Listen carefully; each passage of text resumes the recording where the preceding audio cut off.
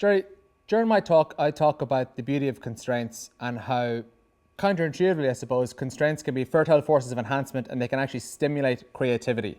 And one of the ideas is that if you're having problems coming up with creative ideas, if you're at a bit of a dead end, if you're lacking an inspiration, one of the best things you can do is to apply constraints to yourself.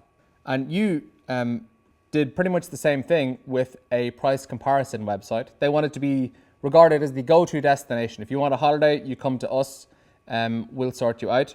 But you actually deprived yourself of any of the holiday imagery that we typically see. There was no turquoise ocean, there were no long sandy beaches, there was no beautiful scenic coastal vistas, no drinks and coconuts with little umbrellas, no bikinis, no gorgeous sunsets. Could you please talk a little bit about how that idea came to fruition? Yeah, so in the case of Expedia, I ended up not being the most popular creative director in the department because everyone was so excited that we were going to be working on this fantastic travel brand and going to exotic destinations. And we were like, no, guys, we're going to be shooting this in Dalston next week with a horse or something. That constraint, however, proved to be fantastically successful for Expedia because the simple principle we were applying there was everybody kind of looks and sounds the same.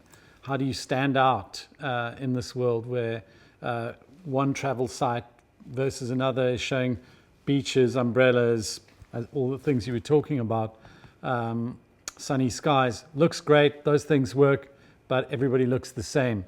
So we thought, actually the thing about travel, it's actually not about so much where you go, it's what you bring back. The much richer story around travel is the experience that you have when you scrape a bit beneath the surface of sunny skies and umbrellas, etc. When you come back to your dinner party back home, you'll be telling people all about the experiences you had, and that ends up making you kind of a more interesting person. And we thought, well, that sort of assemblage of thoughts of travel yourself interesting could be quite nice because it's an invitation. It's saying, come over here and travel yourself interesting rather than be a dullard, Yeah. And that instantly appealed to people because it's funny when you start to think about the insights that you have from your experiences and how it enriches your life. And when you're talking to other people, you feel a bit left out when you don't have anything to say about where you've been. Oh dear. That's not good, is it, Rupert and Tatiana? Your invitations to go skeet shooting on your new yacht have been politely ignored because you're being upstaged by a couple who own matching paddle skis, for goodness sake. Yes, all eyes are on David and Laura, who've just come back from the Himalayas. Did you know people there say hello by sticking out their tongues? Nobody here did. Discover thousands of destinations with Expedia, atoll protected. You did also focus on the humble luggage tag. Like if I was going to sit there and try and figure out a creative advertisement for a price comparison website, a luggage tag would probably be the last thing that I would focus on. I'm quite curious to know, how on earth did you arrive at the luggage tag campaign? How does that idea pop into someone's head? How does it come to fruition? Yeah, in that case, the creative team were actually on a shoot. They were in Europe somewhere, but they saw someone who had obviously passed through the city of Fukushima. And they noticed the luggage tag, which is FUK for Fukushima. And they thought, whoa, what is going on with that? And started to look at luggage tags and realized, actually, we could make entire sentences out of all the code names for cities, and it would be a lot of fun because it's only in the travel world would you be able to talk about these things.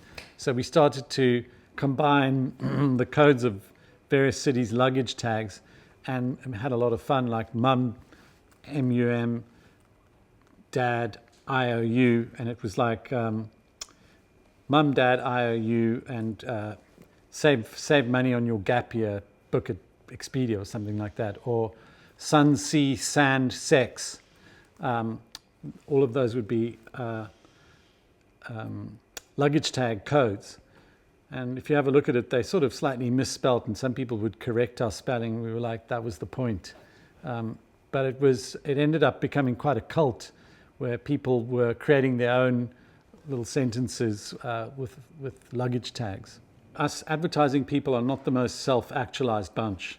So when people start giving us affirmation by actually buying things and taking up our ideas themselves, that is like the best thing ever, and you sort of exist for that, which is pathetic, but that is super affirming.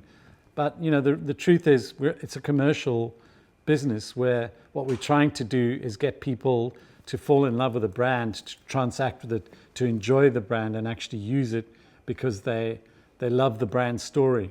So by doing these highly creative things, the first thing that happens is people notice you and they start talking about it. And if you repeat that story over and over in surprising different ways, you become part of people's conversation and life.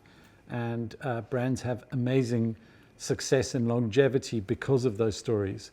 So whilst we feel good about it, ultimately you feel good if what you're doing actually makes a difference for that brand. And in the case of, you know, some of these, it's not just purely for commercial gain, etc. Many of them actually have positive, empowering effects on people's lives as opposed to just taking away.